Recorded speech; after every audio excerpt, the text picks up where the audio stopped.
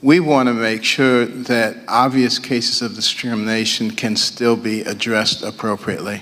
And in cases where something is not obvious, we want to apply logic and common sense to it. Otherwise, everything could become a disparate impact case. No, but the burden of proof would be so much.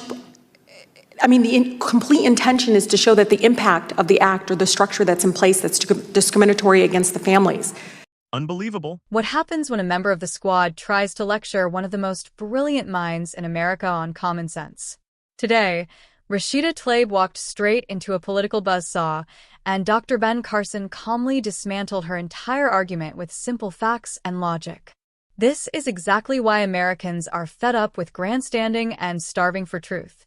Before we get into the full breakdown, make sure you like this video, subscribe, and turn on notifications so you never miss the reality the mainstream media refuses to show you. Thank you, Madam Chair. An investigation in Metro Detroit found that about 40% of people in protected classes experience unlawful differences in treatment by housing providers. This unlawful discrimination is usually hidden. It's not like we're going to find signs that are posted on doors of homes that say no, don't rent to Black families, or no Muslim families, or no LGBTQ families allowed. And so, yes or no, Secretary Carson, do you believe that landlords or property owners or housing providers anywhere in the United States have ever engaged in discriminatory practices against protected groups?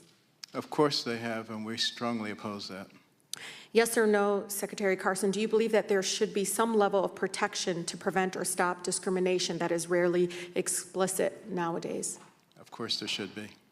So, Secretary Carson, under your leadership, HUD proposed a rule to make substantial changes to disparate impact standards under the Fair Housing Act. The rule would make it harder for families facing housing discrimination to seek justice by shifting the burden of proof onto them.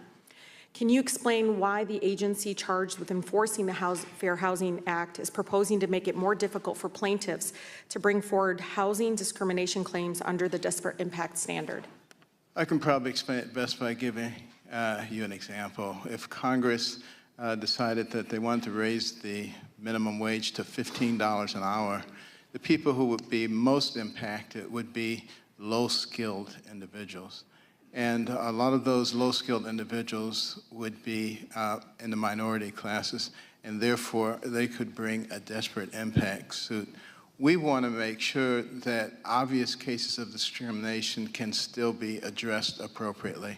And in cases where something is not obvious, we want to apply logic and common sense to it. Otherwise, everything could become a disparate impact case. No, but the burden of proof would be so much. I mean, the complete intention is to show that the impact of the act or the structure that's in place that's discriminatory against the families. Like the disparate impact helps with going after those that are going to hide that discrimination. Again, Secretary Carson, it's not like they're putting signs up anymore. It's not like we're going to find emails. I mean, sometimes we do.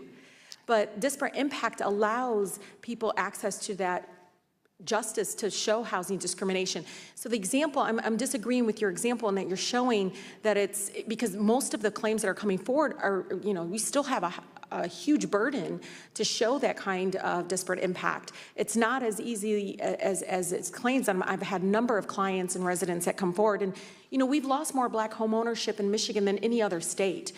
We've seen actual shifting of home ownership away from communities that are struggling, and we do believe it stemmed around a lot of housing discrimination, and there should be equal access to bring those claims forward. So I just strongly disagree with kind of the analysis that you bring forward, and really advise your department to push back against getting rid of disparate impact. I mean, almost making it impossible, Secretary Carson, impossible to bring a housing discrimination claim. But Director Calabria, we know that a quarter of the mortgages provided by government-sponsored enterprises must be allocated to low-income borrowers.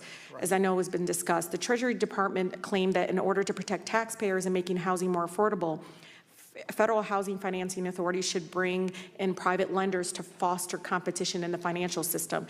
Anytime, Director, fostering competition is being brought up or used, it results in enterprises getting richer at the expense of ordinary people.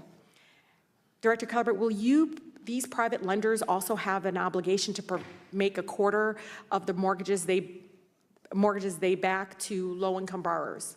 So all of the private lenders who originate mortgages and therefore sell them to GSEs are indirectly impacted by the housing goals because the loans that are bought have to meet the housing goals. So again, let's say you're a lender who sold 100% of your loans to Fannie or Freddie, you would on average be meeting those housing goals. So again, indirectly it impacts the originators and servicers who deal with Fannie and Freddie. And so what my residents would ask you is about accountability. How do we make sure? So how can we make sure that these private market participants are beholden to the American home buyers rather than shareholder profits?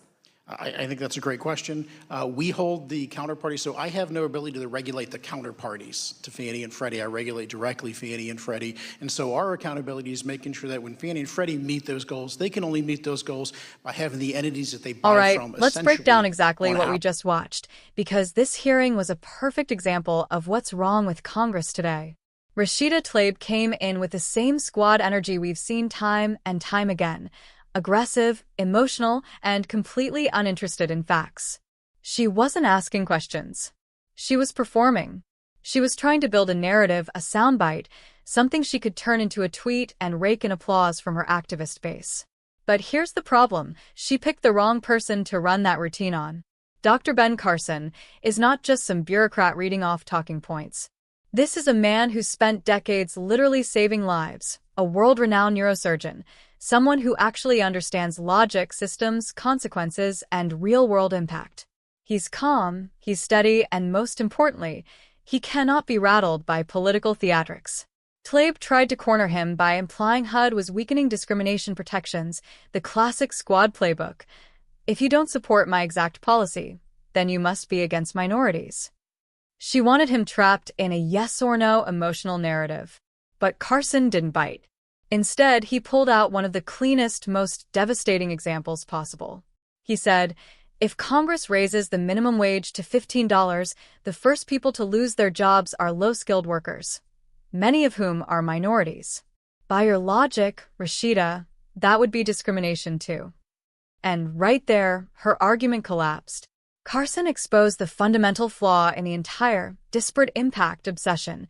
Just because a policy affects groups differently does not automatically mean it was designed with discriminatory intent. Laws need to be based on cause, not just outcome. Otherwise, anything, literally anything, can be labeled discriminatory. What was Tlaib's response? Did she counter with data? Did she address the logical foundation of Carson's point? No. She panicked and said, I disagree with your example. Of course, she disagrees. Because it completely destroys the emotional framework she came in with.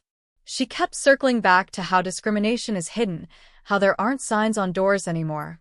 Everyone knows that. Carson knows that.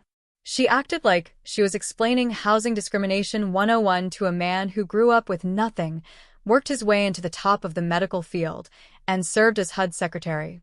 Carson actually understands both poverty and policy, two things her talking points completely ignore. Tlaib's argument boiled down to this. Trust the statistics, not the details. Trust the outcomes, not the facts. That's not how fairness works. That's not how the law works. And Carson refused to let her twist the hearing into another emotional weapon for political gain. Then she shifted to private lenders and accountability. Again, the squad narrative that every private institution must be controlled by the government in the name of justice. Director Calabria calmly explained that he regulates Fannie and Freddie, not every private lender in the system. In other words, he brought clarity, while she brought confusion. Here's the truth. Rashida Tlaib walked into that hearing expecting an easy win. She expected applause for calling out discrimination. But she got outmatched.